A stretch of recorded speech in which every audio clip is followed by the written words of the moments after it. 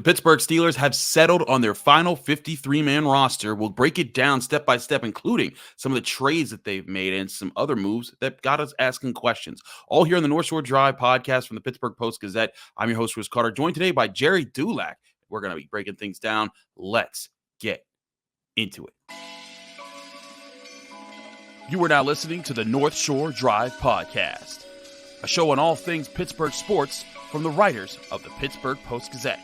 Hosted by Christopher Carter.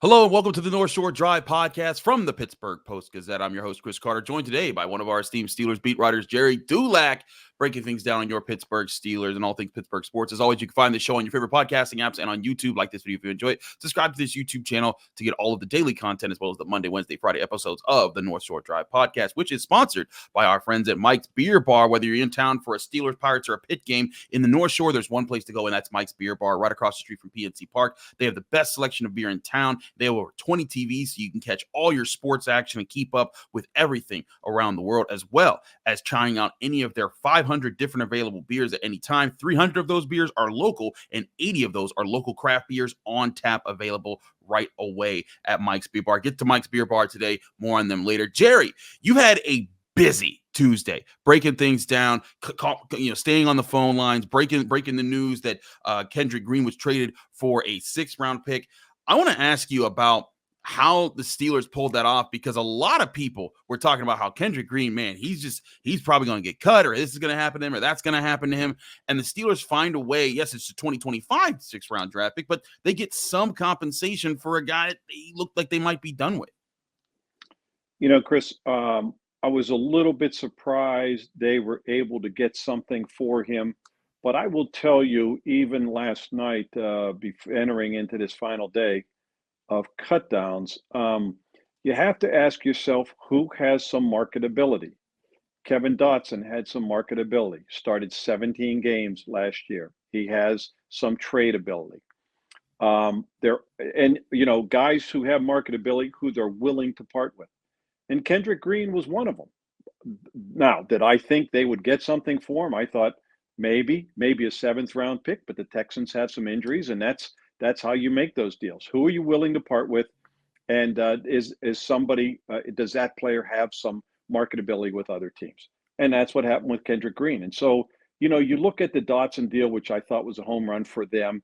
Kevin Dotson would have been a nice, solid backup, a 17-game starter last year, but he was going to be a backup. And if you could get a 4th-round pick for what was a 4th-round pick, you're doing okay. And then on top of it, instead of a 6th-round pick, you get a 5th-round pick the following year. So I thought that was a really good deal for them. And getting a draft pick for Kendrick Green, someone they were more than likely ready to cut, that's another win for the Steelers. The only chance that Kendrick Green had to stick with this team, that experiment of using him in other places, that had fizzled. That wasn't going to happen. They never tried it in a preseason game.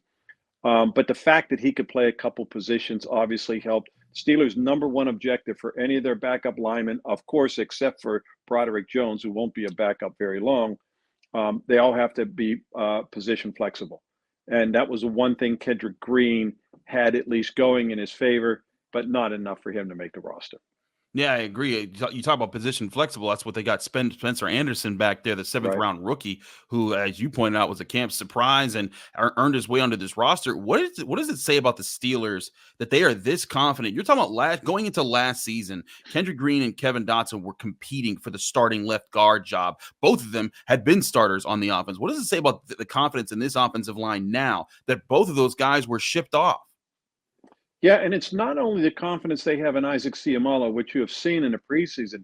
It's the confidence they have in Nate Herbig, who didn't play at all in the preseason, been bothered by that shoulder injury. And, Andy Weidl, very familiar with him from days with the Eagles. And that's the confidence they had in him as a backup, as a position-flexible backup. A guy who they know what he can do, but they didn't see anything he could do in a Steeler uniform. But yet, they're fully confident that he's going to be a more than capable backup. and a guy who was enough of a player that they had no problems trading Kevin Dotson. Wanted to look at the situation with the tight ends real quick before we go to our first break, but they keep 3 tight ends, which not a total shocker because there was, everyone was talking about you got to keep Freiermuth, got to keep Washington. What do you do with Gentry and Hayward? They let go of Gentry. They keep Hayward, and of course they let go of Rodney Williams as well. Were you surprised that Gentry wasn't on the final 53-man roster, Jerry? I was, Chris. I had him on my final roster because I do not consider Connor Hayward a tight end. You will not see him line up in Zach Gentry's spot in goal line or short yardage. He's not that kind of player. He is an H-back. They'll line him a whole bunch of different positions, but not as an inline tight end. But you have to, all that points up with letting him go is how much they intend to use Darnell Washington. But whether as a blocker and or a receiver. And so Zach Gentry was going to pretty much drop to third team tight end.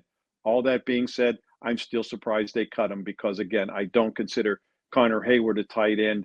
And now you only have 2 instead of 3. And for years, the Steelers have typically kept 3 tight ends. Now, as a fifth-year veteran, I'm not sure this rule, Chris. I don't know if he is vested enough that he doesn't have to clear waivers. Obviously, they could bring him back if they wanted to do that.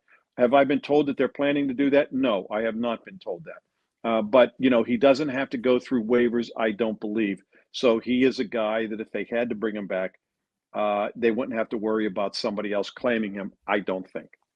That's a good point there by you, Jerry, because when I look at Gentry, like you think about they traded away Dotson and Green, and maybe Dotson I get, but Kendrick Green literally didn't even suit up at all last year. Zach Gentry is a number 2 tight end with experience. Teams can use that. So it was interesting to me that they didn't try to get or didn't get draft compensation for Gentry like they did for the 2 linemen they got. And maybe it is what you're saying. Maybe it's that, hey, we got to do this for now, but Gentry might be brought back into the fold, and it's just one of those unspoken things that's sitting out there.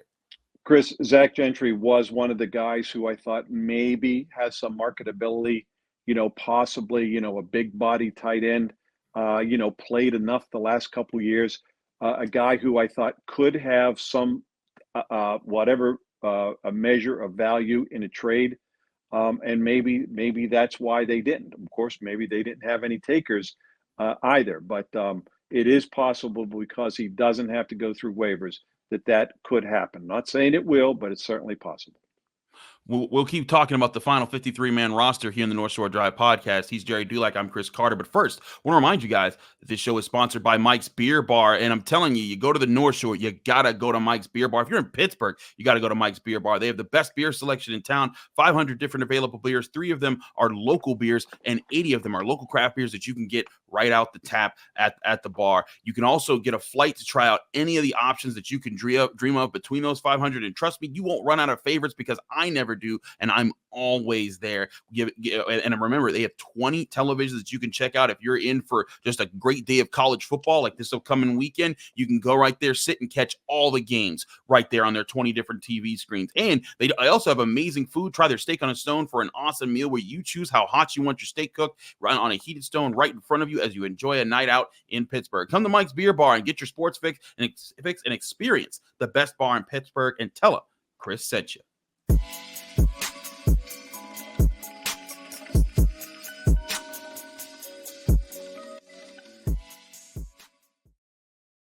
Back here on the North Shore Drive podcast, Chris Carter, Gerry Dulac, breaking down some Steelers talk here in the 53-man roster here. Jerry, I want to ask you about the defensive line real quick. I thought that Braden Fehoko would be a lock for this roster when they brought him onto the team. He was a run stuffer. He was big. He was physical, but he didn't get that guy. They opted for more diverse, or versatile guys on the defensive line, which had me scratching my head. What was your read on their decision to keep the 7 defensive linemen that they did? Well, to me, Chris, one of the guy who they were 4 guys for 3 spots, and the person to me who was going to lose out was an interior lineman and nose tackle type, because otherwise you'd have 3 of them among your 7 defensive linemen, and that is Keanu Benton, Montravius Adams, and Brian Fehoko. I like Fehoko. I think they liked him too, but they weren't going to keep 3 of those types of players out of their 7. And so I wasn't surprised that one of those guys, and it certainly wasn't going to be Keanu Benton, that one of those nose tackle types was released. And my guess all along is, based on the fact that Montravius Adams has been with this team for basically a year and a quarter, and seeing no slip in what they want to use him for, I thought, and again, when I look back at the game in Atlanta the other night, Chris, I'm not sure that Fehoko played any consecutive snaps until the fourth quarter, and that told me then that he was probably going to be the odd man out. I hear you on that. It's just to me, I was just like, wow. Just thinking if you had told me that back in April, when we were looking at this team coming out of the draft, and in May and the OTAs and everything, I would have been shocked to hear that. And Chris, we didn't even get to see that dance. That's all I That's wanted right. to see. We were from. supposed to see the Haga dance. That's that kind of makes me more mad why we don't get this guy to stick exactly. around. That is crazy. I want to talk to you about the outside linebacker situation, or no, excuse me, not the outside, the inside linebacker situation. We were pretty sure about the outside linebacker, but they keep four, and Mark Robinson continues to be the fourth guy. We knew that they cut Tanner Muse earlier in the week. Him and Nick Kwiatkowski, they cut him Kwiatkowski on Tuesday. What does it say about this group and the special teams unit that they let go two guys that were brought in to be special teams inside linebacker types? Yeah, and it tells me two things: that they like some of the guys they must like some of the guys they have on special teams, but they were never going to keep more than four. And I think those four were probably etched in stone. Certainly the three they brought in free agency, and then Mark Robinson. They really like Mark Robinson. He is as explosive a linebacker that they have. He just has to learn the defense a little bit more, has to be a little bit better in coverage. But in terms of seeking the ball and getting the ball and hitting the ball carrier, he's very good at that. So those four to me were a lock, and I really didn't think they would keep five. And I don't want to say I didn't think Tanner Muse was a possibility. He certainly played nicely in camp, but I never thought that he was going to be one of the four. I hear you on that. Let's go to the secondary real quick. They keep the obvious corners, Peterson, Wallace, Porter. They decide to keep Pierre because they need another outside option. Shannon Sullivan, their fifth cornerback, but they also keep Elijah Riley as more of a safety option there, along with four other safeties. They let go of Trey Norwood and Kenny Robinson, but they were able to keep, of course, Minkah Fitzpatrick, Keanu Neal, and Devontae KZ, but they also keep Miles Killebrew along with that. So you get five safeties, five corners. What is your outlook on how this secondary is built, especially the depth parts for all the different things they want to do in the secondary? Well, a couple of things. Miles Killebrew and Miles Boykin, the two Miles, are pretty much locks on the team because they might be their two best special teams players, certainly in coverage. And that's why Miles Boykin makes the team, and that's why Miles Killebrew makes a team. I mean, it's a given. So then you're going through, you're counting down to four safeties. And of course, you have Minkah Fitzpatrick.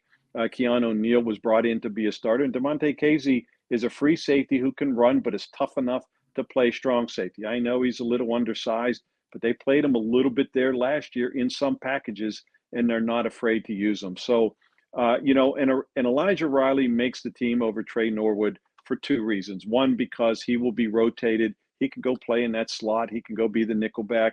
But also Trey Norwood missed a lot of time in the preseason. Now, they know he's a pretty solid player. His biggest problem, though, he's not really he's not much of a free safety because he just lacks speed. That's why he dropped in the draft the year he came out. And you see it in some of the coverages. He has a hard time catching up once maybe he makes a mistake and covering his tracks.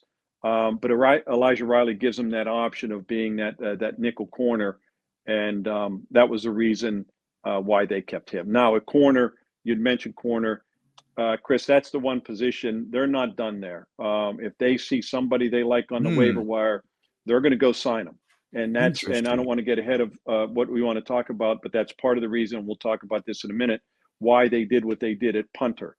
But if you want to, if there is a position they are looking to add in the next day or two, it is cornerback, because as you mentioned, James Pierre is the only option they have on the outside. They don't want Patrick Peterson playing, in man coverage on the edge.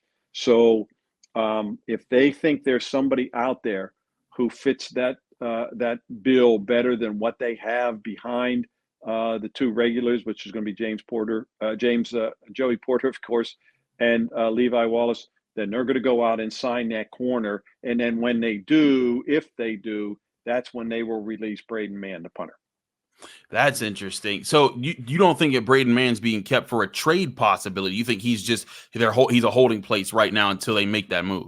I don't think they have any intention of getting rid of Presley Harvin. If you look at who handled the punts early on with the first team, it's Presley Harvin.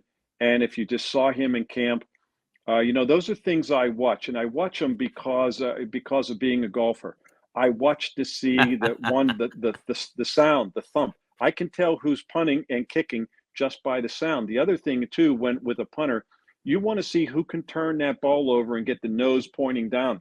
Braden Mann can't do that like Presley Harvin can, and so he gets the altitude, and then he's able to turn the ball over because his leg is just so much stronger. And Braden Mann, I know, has some NFL experience. Not saying he's not very good, but when you look at the competition and you start evaluating training camp and what you saw in the preseason, they don't have any intention. If they would trade Presley Harvin, I would be shocked. I don't think they have any intention of doing it.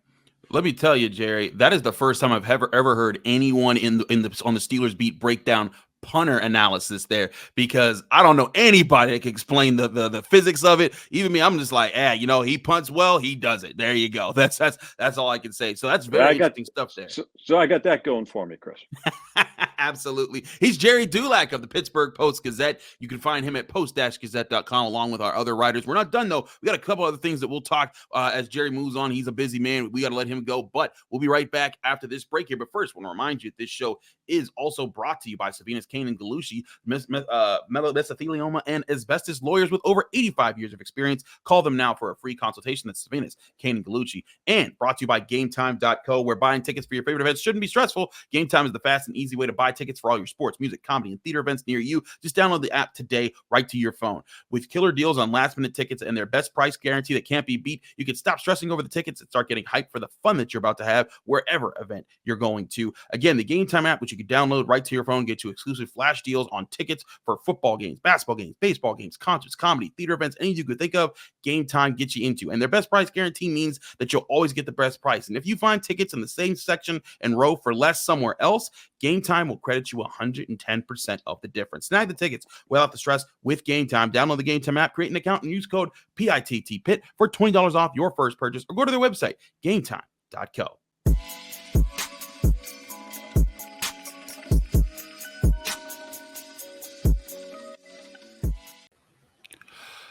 Back here on the North Shore Drive podcast, Chris Carter, your host here, switching to Brian Batko, another one of our great Steelers beat writers here with the Pittsburgh Post-Gazette, post-gazette.com for all that content. Brian, we just got off with Jerry. We were talking about the 53-man roster, but I want to focus on with you about the tone that this new front office continues to set in its early years of being together. Of course, Omar Khan, Andy Weidel leading the way here. And I brought this up with Jerry, but they traded away both guys on the interior offensive line who were vying for a starting spot against each other last year, in Kendrick Green and Kevin Dotson. Dotson moving up a fifth to a fourth and a sixth to a fifth. And then, of course, Kendrick Green getting a sixth round pick for 2025 there. And you look at these moves, and to me, this seems unique to what the Steelers front office has done, at least in recent years, as it had operated under Kevin Colbert. Whereas, like, if the Steelers had two guys who they knew were kind of like reliable guys on the offensive line, even as backups, they might hold on to them a little bit longer and keep them around just in case injuries happen, and knowing that they have those guys there. Instead, they get minor draft compensation, but still draft compensation, and getting stuff for these guys while believing in the other backups that they have on this roster. Do you think this signals a new trend that the Steelers front office may be taking with their leadership, or is this something that we have seen before, or isn't that too far out of their wheelhouse of what they've shown? I think it could be twofold. I mean, I think number one, well, let's just preface it all by saying it could be very much the same as what the previous GM would have done. For all we know, Kevin Colbert would have tried to make these exact same moves, would have picked up these same calls and pulled the trigger on these same trades. But, we don't know that. And I'll just say from the outside, what we've seen thus far from the Omar Khan approach has been, I think, maybe a little bit more calculated, maybe a little bit more analytical. Just when you talk about, the trade of Kevin Dotson was fairly creative in how he was able to extract some value from the Rams there. I mean, no actual draft asset coming back, but you improve your draft capital a little bit by moving up in those 2 rounds. And then the Green trade, I mean, I'm not necessarily surprised that another team would want him at this point because, he does have some physical attributes that made him a 3rd rounder a couple of years ago. I'm more just surprised that any team was going to be willing to trade for him. Now, I haven't looked this up in the last 6 or 7 hours, but I'm going to go ahead and guess that the way that they've been running their organization, Texans probably have a lot of picks. They probably have a lot of picks coming up next year, the year after. They already have a lot of young players on their team that they've cycled in there. So a 6th rounder to Houston and their franchise, not as valuable necessarily to a team like the Steelers, but you still credit Khan for seeking them out maybe as a suitor and, pressing all the right buttons there. And then the other point that I'll make on this front, Chris, is, maybe this will foreshadow Omar Khan, Andy Weidel, and their front office being a little less stubborn when it comes to retaining draft picks who either didn't pan out in the case of Kendrick Green or sort of plateaued in the case of Kevin Dotson. And, again, Kevin Colbert has moved on from players in the past who didn't do much, but this seems like, they were really willing to cut their losses on, kind of as you acknowledged, players, at least in Dotson's case, who have been starters, and in Green's case, only 2 seasons you get out of him as a 3rd rounder. Colbert always says if you're a 3rd rounder, you're expected to become a starter at some point in your career. And Green's career was kind of backwards in that way. But now they're done with that experiment, and they can use that. They can put that 2025 draft pick to good use. Right. I mean, we've seen what they've done with with day 3 guys. I mean, look at Spencer Anderson, a 7th round pick that they spent on a guy who was a versatile offensive lineman for Maryland. And now he's on the roster in place of, of these guys. And he'll have upside as a guy that they can work on. There's no pressure on him to start. And if at worst that he's just a flexible backup for the next 4 years, that was a win of that'd be a win of a pick. So I think that you're right to say that, that they're setting themselves up with just future, it may look small, but these type of things add up, and they can possibly even add up to other future moves down the line here. And I think one thing to look at too here is that now that they've done this, what are the moves that you're looking at could be on the horizon for the Steelers? Because the 53-man roster that gets released, now that the final cuts have been made, I put quotations around final, this roster will definitely change before day 1 of the NFL season even begins. It's just the nature of how these things work. What's the next move that you think the Steelers might make, whether it be a trade or finding maybe a guy that got cut from another team? Yeah, you're right. The term final cuts is certainly a misnomer. I think the best way to put it is probably initial 53-man roster. And it's, in this case, I'd say it's very initial because we know they aren't taking 2 punters into the season, let alone for another 24 to 48 hours, probably. Maybe by the time you hear this podcast, the Steelers have, traded Braden Mann. I hesitate to think they could get anything for a guy who was a waiver claim by the Steelers this offseason. More likely, they'll probably make a claim on somebody else. I think they have the 16th or 17th priority around the league. We know that Omar Khan has not been shy about doing that since he's become the GM. So I think when you see that move take place at, I believe you got to do that by noon tomorrow, or I should say noon today when you're hearing this. So that's probably when one of the punters, most likely Braden Mann, will be gone. And other than that move, Chris, I think keeping with the O-line as of now, I believe Dylan Cook, who signed a futures contract in the offseason, had a cup of coffee with the Bucs, converted junior college quarterback. Very interesting backstory with him. A lot of raw athleticism in that 6'5" frame. no guarantee he's actually going to stick around here. He could be a placeholder if they don't swing a trade or claim an offensive lineman who they think might be able to help them a little bit more. The other spot, the other guy who I would put on notice, so to speak, is James Pierre at outside corner. He's a little bit old for his draft class to begin with. Came out in 2020, stuck around as a special teams demon, and I still think he can be pretty good in that phase of the game. But with the Steelers and the depth chart where they're at, some of the moving pieces, you might want somebody who's a little bit more capable of stepping in as an outside corner if need be. And I don't know that Pierre has been great in that role this summer. So that's one other area where I'd say they could look to upgrade here in late August, early September. And there's certainly guys out there on the market that could be interesting to look at. Darius Rush, a cornerback that could play on the outside end of the slot. Pre-draft visitor for the Steelers as well. Great memory. That's why I was bringing him back up there.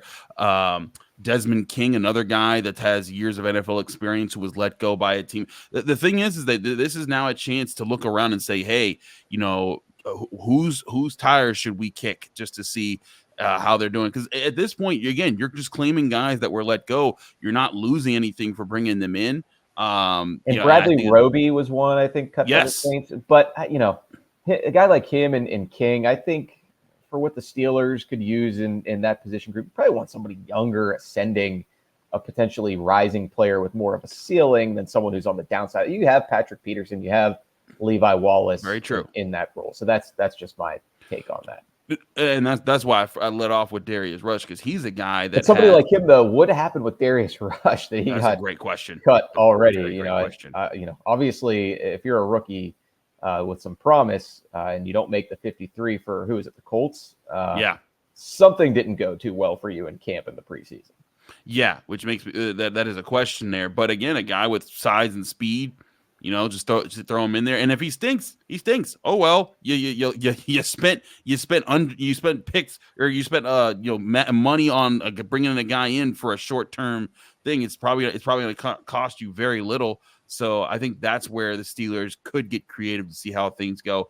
The proverbial one man's trash is another man's treasure. I will remind people, Elijah Riley was a waiver claim last year. It wasn't a cut down day claim. It was like mid-August, I think, right after they broke camp. But just goes to show that sometimes the Steelers, they scoop up guys like that. And while Riley didn't make the team last year, stuck around all season on the practice squad, and now he's on the 53 and might play a significant role, whether defensively, special teams, or both.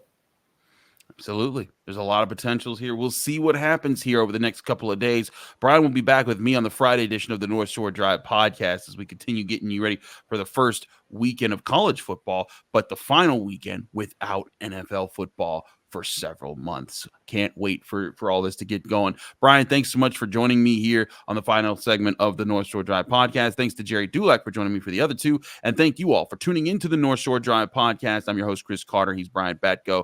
We're all from the Pittsburgh Post-Gazette, post-gazette.com for all our written content. You can find all of our audio and video content on your favorite podcasting apps and on YouTube. Just search North Shore Drive podcast or search Post-Gazette Sports, and you'll find our channel, which has daily content, but especially our Monday, Wednesday, Friday show of the North Shore Drive podcast. And shout out again to Mike's Beer Bar for being the big sponsor behind it all. Thanks again to everybody tuning in. We'll be back Friday with more here on the North Shore Drive podcast.